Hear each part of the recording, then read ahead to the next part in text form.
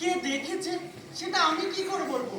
তাছাড়া এই মুহূর্তে তোমার তৃতীয় নয়নের দরকারটাই বা কি? এটা কোনো কথা হলো? দরকার কি? আরে বাবা, মরতে যেতে হবে না, তা নয়ন ছাড়া আমি যাবো কি করে? যখন তখন তুমি খুলে রাখো আখি। এখন তা হয়ে গেছে আকাশের পাখি। আবার কাব্য করা হচ্ছে। গাজার টানটা একটু বেশি হয়ে গেছে নাকি? আইকে তো যা তো বিশ্বকর্মাকে গিয়ে বল তোর মার জন্য একটা চোখ বানিয়ে দেবে। কি বলছো বাবা? এ কি লোহা লক্করের ব্যাপার যে বিশু কাকে বলবো? তাছাড়া দুটো চোখ তো আছে। মাকে আবার 2 নম্বরই হতে বলছিস তুই? তা বলছি না, বলছি এবারে যদি ওই 3 নম্বর চোখটা মা না নিয়ে যায় তাতে ক্ষতিই বা কি? আচ্ছা, ক্ষতি কি তুই বুঝবি কি করে? জানিস এই নয়নটার কত মর্তের কি অবস্থা? মর্তবাসীরা দিন রাত প্রার্থনা করছেন, মাগো বাঁচাও, আমাদের ঘর গেল, অরণ্য গেল, নদী গেল, পর্বত গেল, জলাশয় গেল, শস্যক্ষেত্র গেল, সেই সঙ্গে তোমার তৃতীয় নয়নটাও গেল, তাই বলছো তো? মেলা ফ্যাচ ফ্যাচ করিস না কুমার। এই নয়নটা নিয়ে আমি চিন্তায় আছি। এই নয়নটা দিয়েই আমি মর্তের দুর্বৃত্তগুলোর উপরে কড়া নজর রাখি, ওদের শাস্তির ব্যবস্থা করি, দরকার হলে নিকেশও করি। মা, মা, কে? মা, ও লক্ষ্মী, তোমার আবার কি হলো? আমার একটা সুখবর আছে মা। থামো বাবু, আমি মরছি নিজের জ্বালায়, তোমার সুখবর শোনার সময় নেই বাছা। এই কি হয়েছে বল, আমার নয়নটা তোরা খুঁজে দিবি কি দিবি না বল। মা, বাবা তো ঠিকই বলেছে। অশ্বিনী কুমারী তো তোমার ট্রিটমেন্ট করে চোখ সারিয়ে ফেলেছিল। হ্যাঁ হ্যাঁ, আমার মনে আছে, অত ঘটা করে আমার মনে করাতে হবে না। হে বাপ, দিনে রাতে 50টা আই ড্রপ, হ্যাঁ একেবারে পাগল হওয়ার জোগাড়। আরে 50 বার বলো। ওই হলো চোখ সারানো আর নতুন চোখ বানানো। না না, ওসব অশ্বিনী কুমারের কম্য নয়, তোরা আমার তৃতীয় নয়নটা খুঁজে দে প্লিজ। কিন্তু গৌরী 1984 সালে যখন ভোপালের গ্যাস দুর্ঘটনা হয়েছিল তখন ওই গ্যাস দুর্বৃত্তদের দেখতে গিয়ে তোমার তৃতীয় নয়নের 12টা বেজেছিল, মনে আছে? হ্যাঁ হ্যাঁ মনে আছে। আচ্ছা শোনো না, যদি তৃতীয় নয়ন না পাও তাহলে বলি কি ওই 2 চোখ নিয়েই যাও। অন্তর্দৃষ্টি দৃষ্টি না দরকার নেই, 2 চোখ দিয়ে যা দেখবে 4 দিনেরই তো ব্যাপার, চোখ বন্ধ করে কাটিয়ে দাও। আমার কলকের আগুন যে পুরো ছাই হয়ে গেল। কিরে নন্দী, কোথায় গেলি? আরে এই নন্দী, এই লোকটা নিয়ে পারা যায় না, অসহ্য একটা লোক। সবাই দেখছি নিজেকে নিয়ে ব্যস্ত। এই সংসারে কোনো বাঁধন নেই, ভালো কথা কেউ শোনে না, লক্ষ্মী ছাড়া সংসার। আচ্ছা বল, আমি শুনছি। জানিস ভারতের অর্থনৈতিক অবস্থা ব্রিটেনের চেয়ে ভালো। ভারত এখন অর্থনীতিকে বিশ্বের 5ম স্থানে। তাতে তোমার এত তিরিং বিরিং করার কি আছে, বলবে একটু? আমি তো শুনেছি ভারত 2 বছর আগেই ব্রিটেনকে ছাড়িয়ে গিয়েছে। তা ভারতের এই জয়লাভ দেশের সাধারণ মানুষ দেখতে পাচ্ছে তো? তারা কি সেজে গুজে টিভিতে মুখ দেখিয়ে বুক বাজিয়ে বলছে জানো আমরা না প্রথম হয়েছি? তুমি তো টিভি দেখো না, এত কথা বলছো কি করে? শোনো মা লক্ষ্মী, কপালের ওপর চোখটা আছে কি করতে? টিভি নাই দেখি, কিন্তু আমি সব কিছু দেখতে পাই। তোমার ওই ফিনান্সের অকাল কুষ্মাণ্ডগুলো সব ঠান্ডা ঘরে বসে হিসেব করে। এদিকে লোকের হাতে টাকা নেই, চাকরি বাকরি নেই, হন্য হয়ে সব এক জায়গা থেকে আরেক জায়গায় রোজগারের আশায় ঘুরে ঘুরে মরছে। তুমি অর্থনীতির ব্যাপারটা কি বোঝো? ওটা আমার ব্যাপার। এই যে আমার নামে মেয়েরা মাসে মাসে হাতে টাকা পাচ্ছে, এটা কি ফেলনা নাকি? তাছাড়া ও টাকা বাজারে ঢোকা পাচ্ছে, সেটা কি ভালো বিষয় নয়?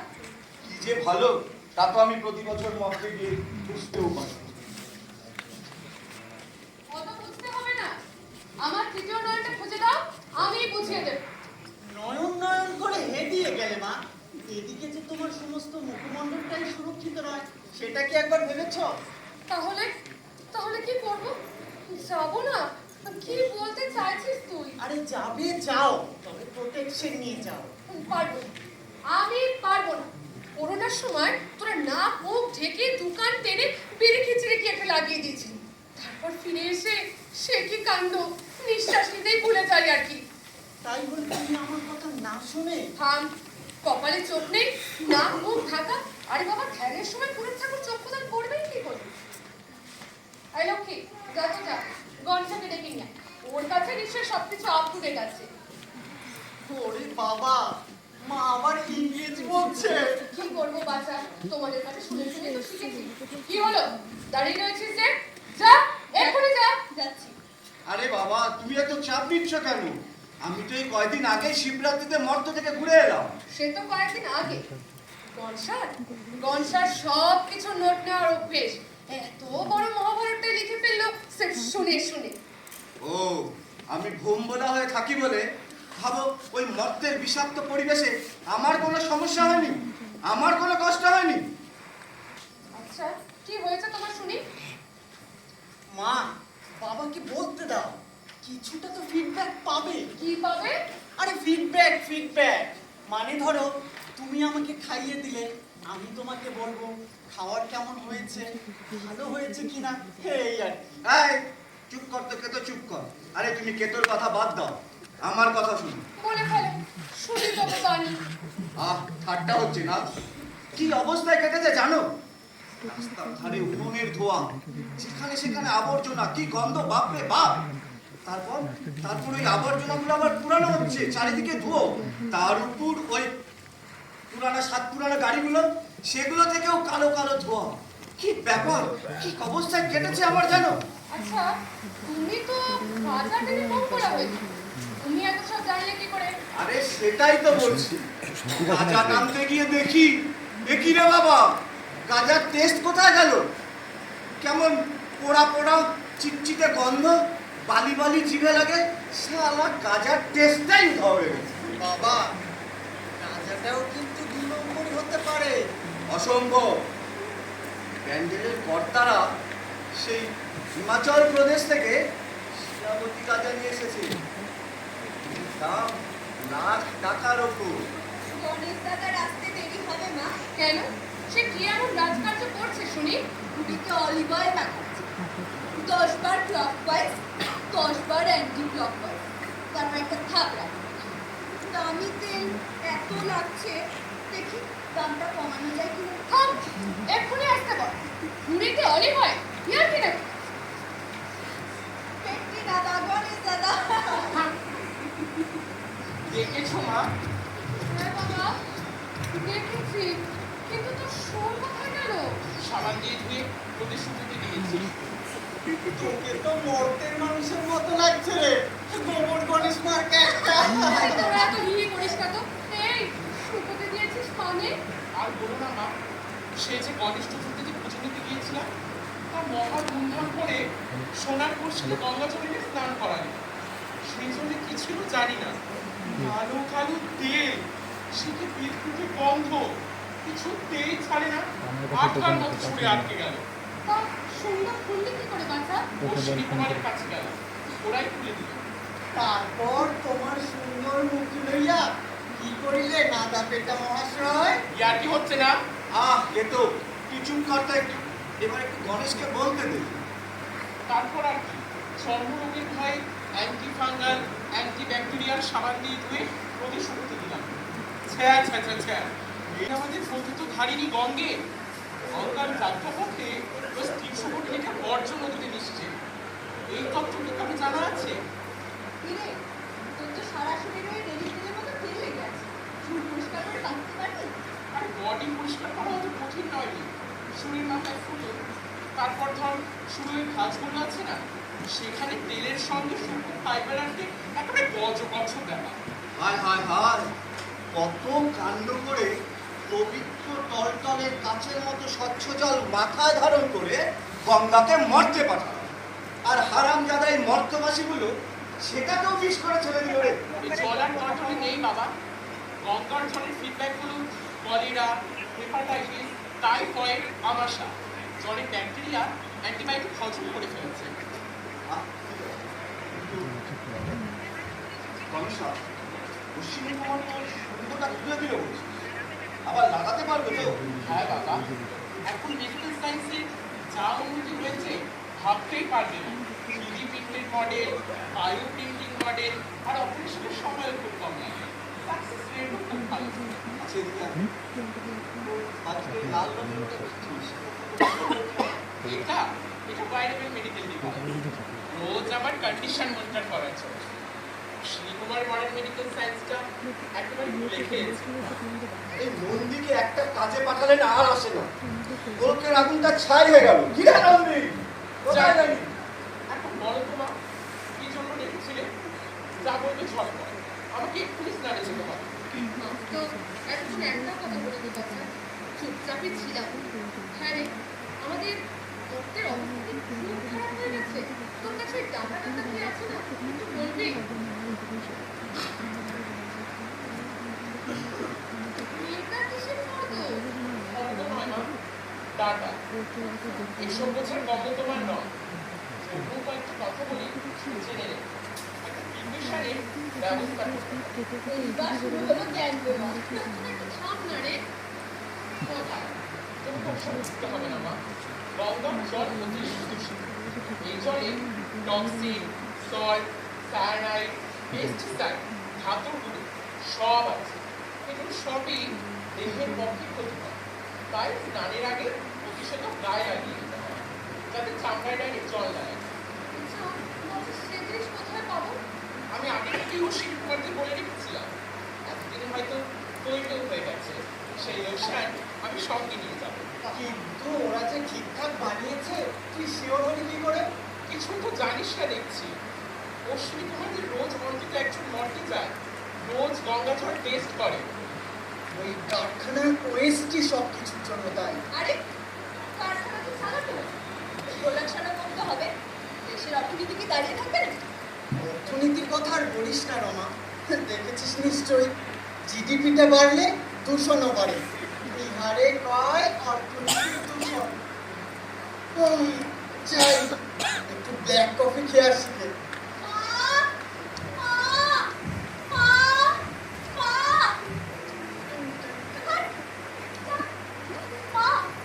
আমি তো সাংঘাতিক সমস্যার মধ্যে পড়েছি। নাও খেলা, এভাবে বিদ্যার দেবী এসে পড়বে। হ্যাঁ, যে কথা বলছিলাম, আমার তো মরতে যাওয়ার কথা রীতিমতো চিন্তা হচ্ছে। আমি বলছি আমার জ্বালায় উনি টুম টুম করতে করতে এলেন ওনার সমস্যা। আমি শুনবো না। শুনবো না মানে? আমার পুজোর মেন জায়গা হলো স্কুল, কলেজ, ইউনিভার্সিটি। আমার অজান্তে সিলেবাস পাল্টে দিচ্ছে, ইতিহাস, ভূগোল নতুন করে লিখছে। ভাবতে পারো? না বাবু, আমি কিছুই ভাবতে পারছি না। আর এদিকে স্কুলে কেউ পড়াচ্ছে না, কাজে কেউ পড়ছেও না।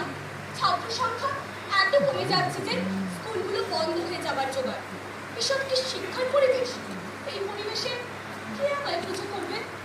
বুঝতে পারছি। আসলে কেউ পড়াচ্ছে না এর কথা বলিস না, বরং পড়ছে, মোবাইল হাতে ঘুরে বেড়াচ্ছে। আর স্কুল কলেজ চলছে। এই দেখেছো কাণ্ড? এই কানের উপরে ঝুঁকড়া ফুলটা কিছুতেই কেন কেন রাখতে পারছি না, খালি পড়ে যাচ্ছে। আরে এই লোকটাকে নিয়ে আর পারা যায় না। কি যে হয় মাঝে মাঝে তোমার।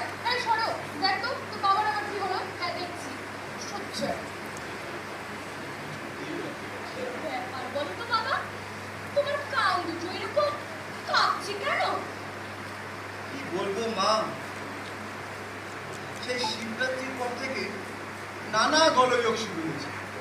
এখন আবার ওই বিষাক্ত মরতে যেতে হবে ভেবে একসঙ্গে মস্তিষ্ক আর স্নায়ুতন্ত্র শিরশির টিরটির ঝিরঝির করছে। কিন্তু কেমন করে হলো এসব বাবা? আগে বলোনি কেন?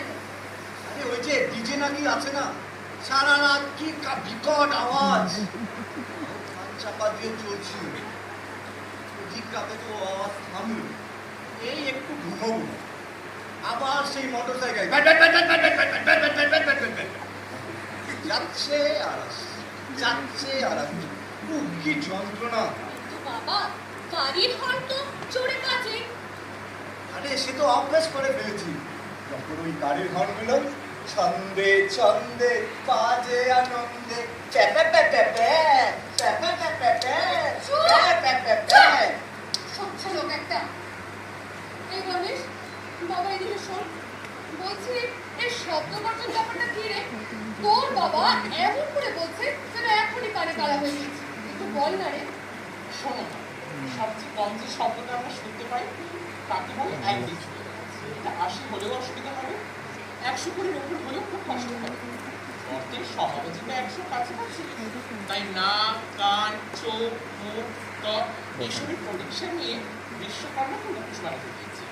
গণেশ চতুর্থীর পর থেকে এই নিয়ে স্টাডি করছে কিনা শোনা ছেলে আমার, মানিক ছেলে।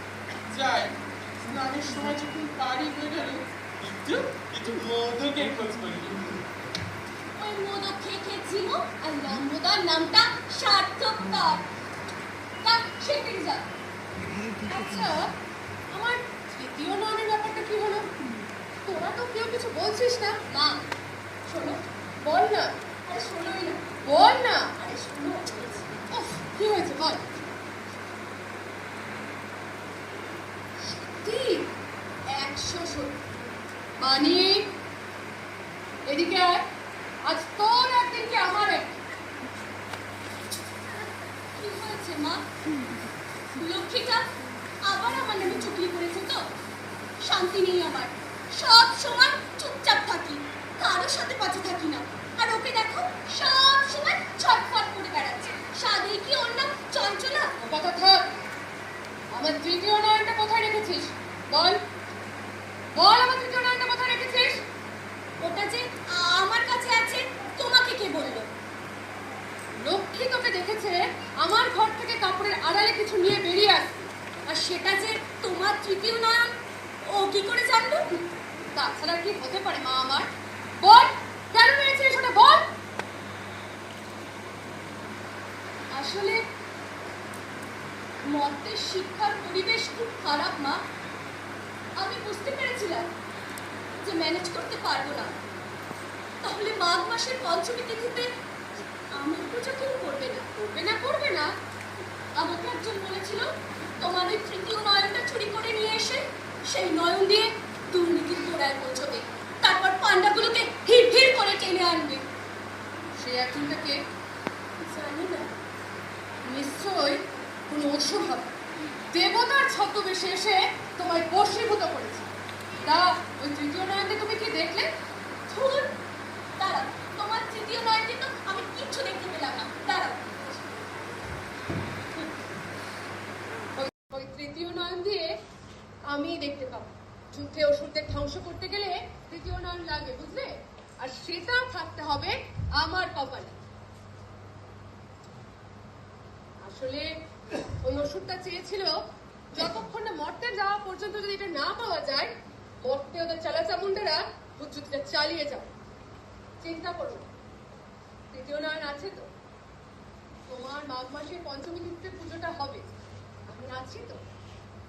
আরে এই তো গণেশ বাবা চলে এসেছে।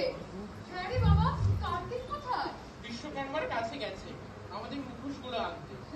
সোনা ছেলে আমার, মানিক। তুমি কিচ্ছু কেন, এখনো কাঁচা আছে। আরে এই তো আমার হিট দুটো কার্তিক বাবা। এই নে কার্তিক বাবা কি নিয়ে এসেছে দেখ, মুখোশগুলো পরে নে। এটা গণেশ থেকে। আচ্ছা, আমার কৃষ্ণটা কোথায় গেল?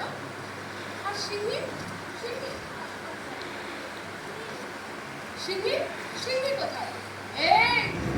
এই তুই রয়েছিস কেন রে? বাবার সঙ্গে বসে ছিলিম তুলেছিস নাকি? ওর কেশরী, অনেক লড়াই করতে হবে। আবার অসুর পথ,